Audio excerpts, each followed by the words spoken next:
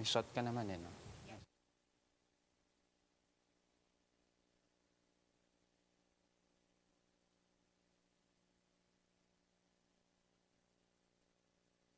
Pasok na pa kanan mo. Ayan. 10 seconds.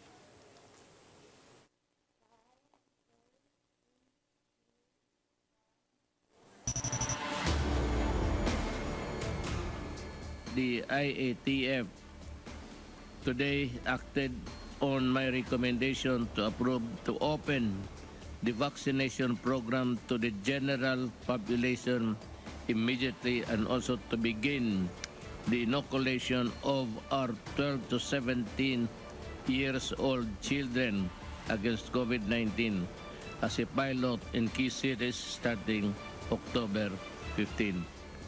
So meron na punta ka na lang doon, wala nang tanong. Basta sabihin mo lang na gusto mo pang 10 na siyat. Mamamatay ka niyan, sigurado yan. You know, there are people really who are not contented or hindi sila kumpante sa second or third shot. But you know, the medical experts, meron yung pangdagdag sa antibodies mo. If you really want a multiple vaccine, have yourself check yung ang population ng antibodies mo. Kaya kung meron, huwag mong sobrahan kasi masama. It is not good. Yung iba kasi nagpapaano sigurista. But any doctor would tell you that it is bad. Bad as bad. Tama na yung 2 doses. Huwag ninyong sobrahan. Delikado. At alam mo, when you do that in multiple, hindi ka magsabi ng totoo, you deprive your countrymen, the others na hindi pa, sa isang bakuna na maibigay doon sa kapwa mo tao. Ganon yan eh. Pag masyado kayo, mayroong iba, may second, third, fourth, fifth, hindi naman kailangan. And it does not add really to the full protection of your body. Metro Manila's Alert Level 4 status is extended, but more businesses are set to reopen for fully vaccinated individuals. Filing of certificates of candidacy for the 2022 polls begins today. We'll give you the latest on the ground live. The lower house approves on third and final reading the proposed 5 trillion peso national budget, but not all lawmakers are happy with it. San Miguel books a ticket to the semis of the PBA Philippine Cup after beating Northport. And meet the newly crowned Miss Universe Philippines 2021.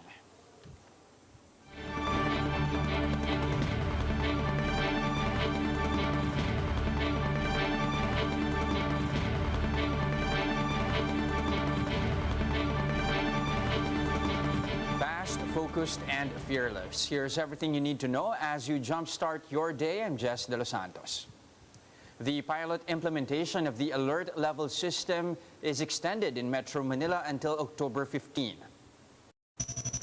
The Interagency Task Force also approved the recommendation to expand by an additional 10% the allowable indoor dining, in-person religious services, and personal care services under Alert Level 4 for fully vaccinated individuals.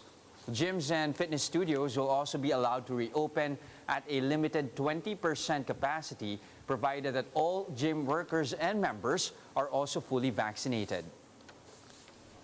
Meanwhile, community quarantine classifications for the month of October were also finalized. Areas under modified enhanced community quarantine from October 1 to 15 include Apayao, Kalinga, Batanes, Bataan, Bulacan, Cavite, Lucena City, Rizal, Laguna, Naga City, and Iloilo Province. Several parts of the country will also be under general community quarantine with heightened restrictions until October 31st. However, Davao de Oro will only be under GCQ with heightened restrictions from today until October 15. The complete list of GCQ areas are also being flashed on your screens.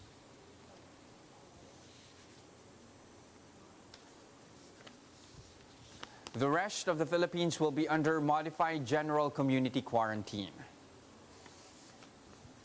Over 3,000 security personnel have been deployed at the CCP complex in Pasay City for the first day of the filing of certificates of candidacy. Joining us live from Pasay is Greg Gregorio to give us the latest. Good morning, Greg. How's the situation there so far? Good morning, Jess. Tight security and health protocols are in place here at the Harbor Garden tent of the Sofitel Hotel in Pasay City for the filing of the certificate of candidacy for those who will be running for the national positions in the upcoming 2022 elections. PNP law enforcement units are stationed at the perimeter of the area. Comelec security personnel, meanwhile, are in charge inside the tent. Authorities are implementing a no ID, no entry policy to make sure that only those accredited by the Commission are inside the filing area. As to avoid making the COC filing a COVID-19 super spreader event, wearing a face mask, face shield, and observance to social distancing is ensured. Everyone must also present a valid negative antigen or RT-PCR test result before coming in as part of health protocols amid the COVID-19 pandemic. Limited companions are also allowed for those who are filing their COCs. For those filing for the position of party list representative, only one companion is allowed. 2 companions, meanwhile, are permitted for those filing for senatorial positions, and 3 companions are allowed for those who will file for vice presidency and presidency. Just at 8 o'clock in the morning, the Commission on Elections will start receiving COCs and certificate of nomination and acceptance. And among those expected to be filing their COCs today are Senator Riza Hontiveros, who is seeking for re-election, and Senator SEN.PACQUIAO, who is now seeking for the presidential position. Jess? Okay, definitely lots to look forward to today. Thank you very much, Greg Gregorio, reporting live from Pasay City.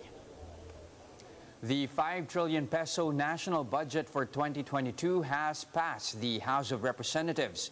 Marian Enriquez with the report. With 238 members voting in the affirmative, 6 in the negative, and 0 abstentions, House Bill number 10153 is hereby approved on third and final reading. It was almost 11 o'clock in the evening when the House of Representatives approved on third and final reading the proposed 5.024 trillion national budget for 2022. This came a day after President Duterte certified as urgent the passage of the bill. There were no major amendments. Bayan Muna Representative Carlos Zarate, during his Torno and Contra speech, said that the 2022 budget bill apparently lacks funds for COVID-19 response. There were no allocation for the benefits of healthcare workers and even budget cuts to some hospitals. Ang nakalaan sa budget sa health ay 203.1 billion lang. Samantala, ang para sa defense at public order and safety ay nasa 508.7 billion. Ano ba ang pangunahing kalaban natin ngayon, Madam Speaker? Hindi po ba ang pandemya? His colleagues from the Makabayan bloc said that the bill has been railroaded again, failing to prioritizing the health sector and providing financial aid for Filipinos reeling from the effects of the pandemic. Sadsad sa lupa ang ating ekonomiya. Kasalukuyang 3.88 milyong Pilipino ang walang trabaho dahil sa kaliwat ka ng lockdown. Ngunit ang mga malalaking negosyante, bilyonaryo at crony ng Pangulo ay nagpapakasasa sa 30% na paglago ng kanilang yaman. Nasaan ang ayuda sa mahihirap? Paano po natin masasabing para ito sa recovery budget kung 13 sa ating mga mayor na DOH, specialty at GOCC hospitals, kasama ng East Avenue Med Center, San Lazaro Medical Hospital, Philippine Children's Medical Center, Lung Center, NKTI, ang may kaltas sa kanilang mga pondo. Madam Speaker, kasama na po dito ang 170 million na budget cut ng RITM. However, House Speaker Lord Alan Velasco underscored the importance of passing the 2022 General Appropriations Act on time to avoid a reenacted spending program. The swift and smooth passage of the proposed 2022 national budget shows our collective commitment and resolve to help our kababayans and economy build back better and hasten economic recovery through the effective delivery of government services. The House leadership earlier set September 30 as the target date to pass the bill, in time for the last session day before the chamber adjourns for the filing of certificates of candidacy.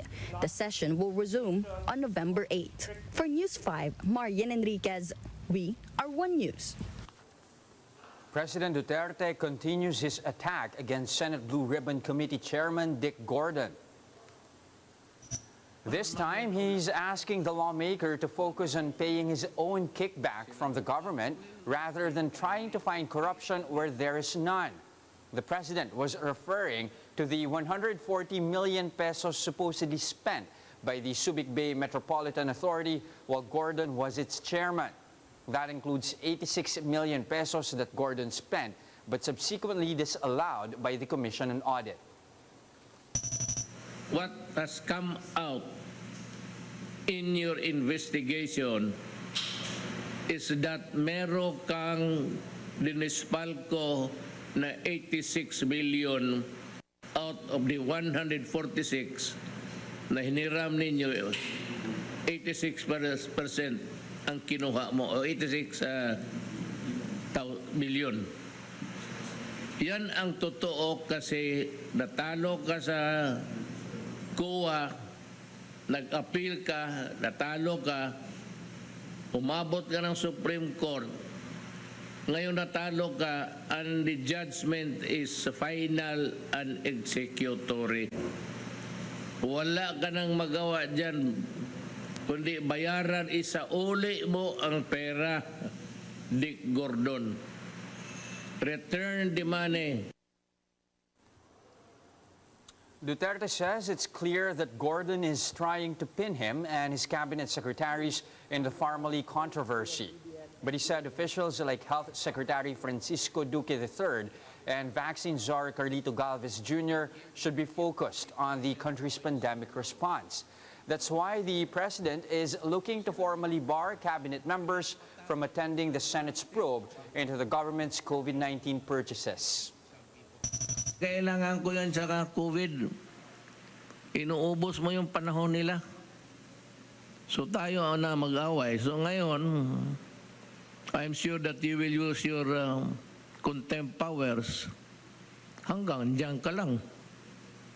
Yan siya, Sergeant at Arms mo. So, Mariusep, ipa-aresto ko yan. Sino naman tawagan mo? Police? I'm ordering the police now to stay out. Do not obey the Senate. So, and the military, if Gordon feels like calling upon you, again, the same order, stay out. We'll be back with more stories after the break. Keep it here on One News.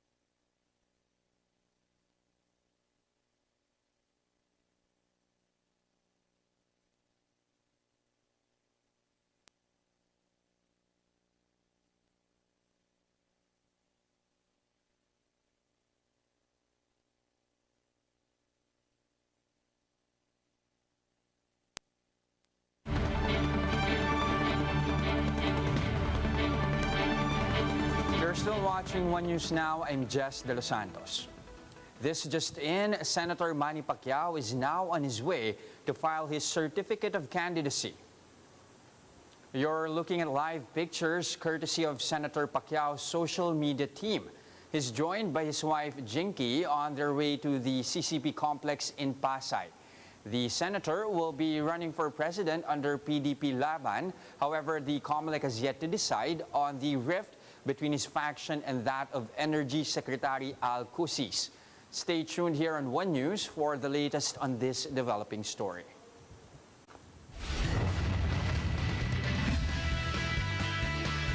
Magnolia and San Miguel swept their playoff opponents to book tickets to the PBA Philippine Cup semis. The Beermen held off Northport 100-95 in Game 2 of their series, clinching at the very least a better finish than they had last year when they were eliminated in the quarterfinals. They will now face top-seeded TNT, who had just eliminated defending champs Ginebra. Meanwhile, the Hotshots came out on top with a 96-86 victory against the Elasto Painters. Paul Lee led the charge for Magnolia with 24 points and 3 assists, while Calvin Abueva carved out another double-double with 20 points and 19 rebounds. And another team will book their semifinals ticket today. Will it be the NLEX Road Warriors or the Meralco Bolts? We'll find out after today's rubber match set at 6 p.m.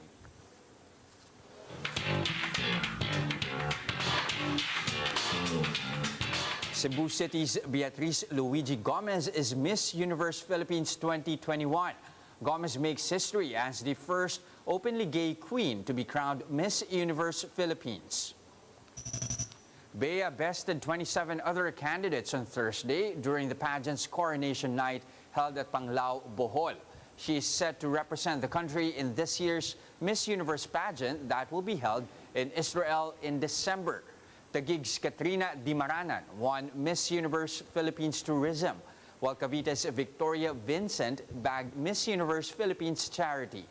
Pangasinan's Maureen Roblewitz was named first runner-up, and Cebu Province's Steffi Rose Aberasturi won second runner-up. Here are the stories to watch out for later today. Senator Manny Pacquiao is expected to file his certificate of candidacy for president at 8 in the morning. Senator Risa Ontiveros is set to file her COC for re-election later before noon. While in the local post, Pasig City Mayor Vico Soto is set to file his COC for re-election today, together with his running mate, former Congressman Dodot Jaworski. The Justice Department is set to begin its preliminary investigation into the drug charges filed against Julian Ongpin. Ongpin is a boyfriend and person of interest in the death of visual artist Bree Johnson. And President Duterte's latest talk to the people is scheduled to air this morning. And that's how the day is shaping up to be. Join us later at 10 a.m. as we monitor the day's biggest stories from sunrise to sundown. You can also catch One News on Signal Play.